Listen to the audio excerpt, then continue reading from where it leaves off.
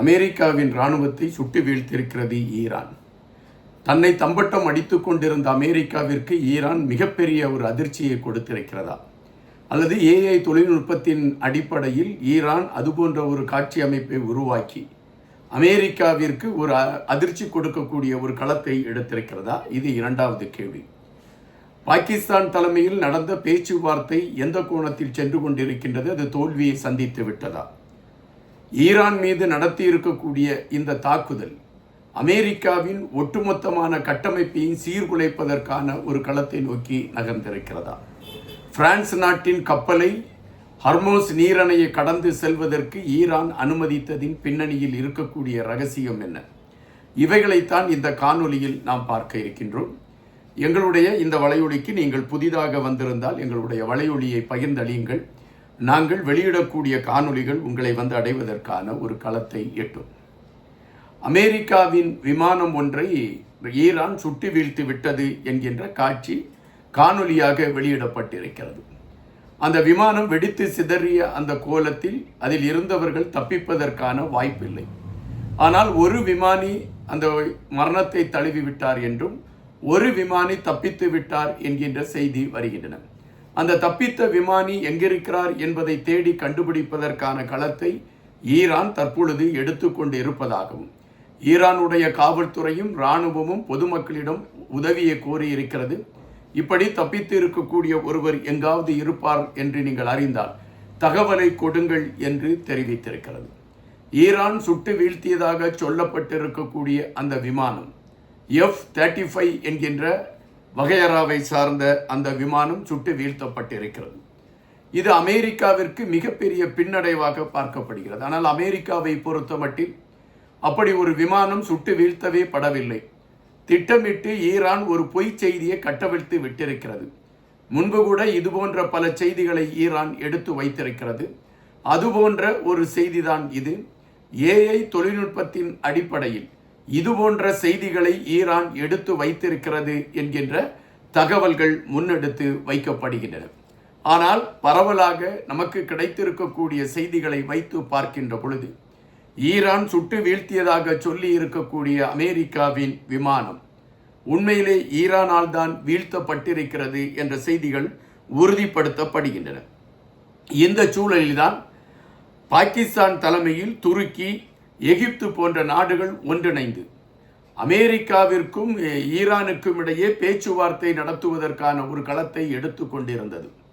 அந்த பேச்சுவார்த்தை நடத்துவதற்கு ஈரானில் முக்கிய காரணகர்த்தாவாக இருந்தவர் அமெரிக்கா நடத்திய தாக்குதலில் அவர் மரணத்தை தழுவிவிட்ட காரணத்தினால் இந்த பேச்சுவார்த்தை முன்னெடுத்து செல்வதற்கான களம் அமையுமா என்கின்ற கேள்வி நீடித்து கொண்டு இருந்தன. தற்பொழுது அவைகள்தான் முன்னால் வந்தும் நிற்கின்றன. ஆனால் இந்த சூழலில் பாகிஸ்தானும் துருக்கியும் எகிப்தும் சேர்ந்து நடத்திய பேச்சுவார்த்தை ஒரு தோல்வியை சந்தித்திருக்கிறது என்பதை விட அந்த பேச்சுவார்த்தையில் கலந்து கொள்வதற்கு ஈரான் ஒத்துக்கொள்ளவில்லை என்ற செய்திதான் எடுத்து வைக்கப்படுகின்றன. ஈரானை பொறுத்தமட்டில் அமெரிக்கா விடுத்திருக்கக்கூடிய நிபந்தனைகளை ஏற்றுக்கொள்வதற்கு நாங்கள் தயாராக இல்லை. எங்கள் மீது அமெரிக்கா திணித்திருக்கக்கூடிய இந்த போரை அமெரிக்கா தான் பின்வாங்க வேண்டும். அதுபோல இந்த போரில் ஏற்பட்டிருக்கக்கூடிய நஷ்ட ஈடுகளுக்கு அமெரிக்கா நஷ்ட ஈடு வழங்குவதாக ஒத்துக்கொள்ள வேண்டும். இவைகளை முன்னிலைப்படுத்தி அமெரிக்கா பேச்சுவார்த்தை நடத்துவதாக இருந்தால் அமெரிக்காவோடு பேச்சுவார்த்தை நடத்துவதற்கு நாங்கள் தயாராக இருக்கிறோம் என்று ஈரான் அறிவித்திருக்கிறது. அதை தவிர இந்த பேச்சுவார்த்தை என்கின்ற களத்தில் நாங்கள் உடன்படவில்லை என்று தெரிவித்திருக்கிறது.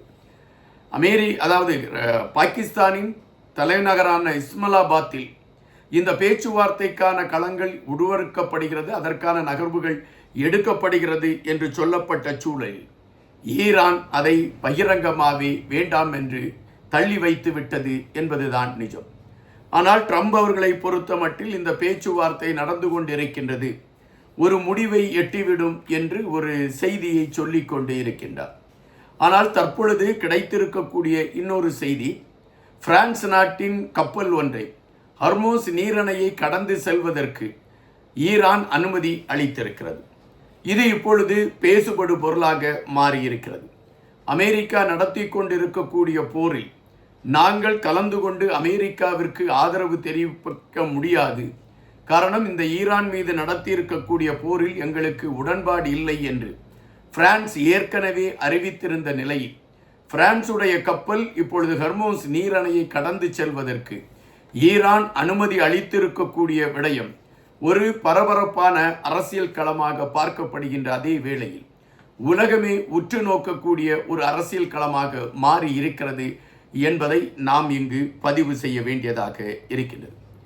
தற்பொழுது பிரான்ஸ், ஜப்பான், ஓமன் போன்ற நாடுகளுடைய கப்பல்கள் 5 கப்பல்கள் ஹர்மோஸ் நீரிணை வழியாக கடந்து செல்வதற்கான ஒரு அனுமதியை ஈரான் வழங்கி இருக்கிறது என்பது ஒரு முன்னேற்றத்திற்கான அடிப்படை என்ற கருத்தாக பார்க்கப்படுகின்றது. சர்வதேசம் அப்படித்தான் இதை முன்னெடுத்து வைக்கிறது. ஆனால் அமெரிக்காவை பொறுத்தமட்டில் நாங்கள் நடத்தி கொண்டிருக்கக்கூடிய பேச்சுவார்த்தையில் ஏற்பட்டிருக்கக்கூடிய ஒரு முன்னேற்பாடு இது என்ற கருத்தை வைக்கிறது. ஆனால் ஈரான் அந்த சூழலில்தான் இருக்கிறதா என்ற கேள்விகள் எழும்பிக் கொண்டு இருக்கின்றன. அதே வேளையில் ஈரானுடைய தாக்குதல்கள் தொடர்ந்து கொண்டுதான் இருக்கின்றது. சவுதி அரேபியாவில் ரியாத் நகரில் அமெரிக்காவின் இராணுவ தளத்தின் மீது ஈரான் நடத்தியிருந்த அந்த தாக்குதலில் பெரும் பாதிப்பில்லை என்று அமெரிக்கா சொல்லியிருக்கக்கூடிய சூழலில் 12 நாட்களாக அங்கு தீ பற்றி எரிந்து கொண்டிருந்த காட்சிகள் தொடர்ந்து கொண்டு இருந்ததாகவும், பெரும் இழப்பை ரியாத்தில் இருக்கக்கூடிய அமெரிக்க தூதரகம், அந்த இராணுவம் சார்ந்த இடங்கள் பாதிப்புகளை அடைந்திருக்கிறது என்ற செய்திகளும் வருகின்றன. அப்படியென்றால் ஒட்டுமொத்தமாக ஈரானிடம் சிக்கிக்கொண்டு வெளியேற முடியாமல் தவித்து கொண்டு இருக்கிறதா அமெரிக்கா என்ற கேள்வி எழும்புகிறது. அமெரிக்காவை பொறுத்தமட்டில் அவ்வப்போது இந்த போர் இப்பொழுதுதான் இதுவரை நாங்கள் போரை ஒரு சரியான களத்தில் கொண்டு செல்லவில்லை, இப்பொழுதுதான் நாங்கள் போரை நடத்துவதற்கான முயற்சிகளை எடுத்து கொண்டிருக்கிறோம், முன்னால் நடத்தியதெல்லாம் ஒரு நாடகம்தான், இனிதான் ஒரிஜினல் போர் நடைபெற இருக்கிறது என்று அமெரிக்கா அதை ஃபிலிம் காட்டிக்கொண்டு இருக்கிறது என்பதாகத்தான் நம்மால் பார்க்க முடிகிறது. நமக்கு கிடைத்த வகையில் பார்க்கின்ற செய்திகளை வைத்து பார்க்கின்ற பொழுது அமெரிக்காவை பொறுத்த மட்டில் ஒரு கதை சொல்வார்கள். ஆற்றில் ஒரு ஆக்டோபஸ் ஆற்றில் அப்படி அடித்து செல்கின்ற பொழுது ஒருவன் அந்த ஆக்டோபாஸை பிடித்து கொண்டானாம். கரையில் இருந்தவன் சொன்னானாம் ஆக்டோபாஸை விட்டுவிடு என்று.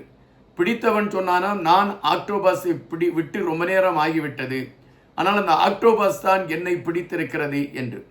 அமெரிக்காவை பொறுத்த மட்டில் அவசரப்பட்டு இந்த போரை நடத்தி இப்பொழுது அந்த போரில் இருந்து வெளிவர முடியாமல் அமெரிக்கா தவித்து கொண்டிருக்கக்கூடிய களமும், ஈரான் தன்னுடைய ஆதிக்கத்தை நிலைநாட்டி கொண்டிருக்கக்கூடிய களமும், அமெரிக்கா அழுகையோடு ஓடக்கூடிய ஒரு சூழல்தான் இப்பொழுது உருவாகி கொண்டு இருக்கிறது என்கின்றார்கள் இந்த போரை உன்னிப்பாக கவனித்து கொண்டிருக்கக்கூடியவர்கள்.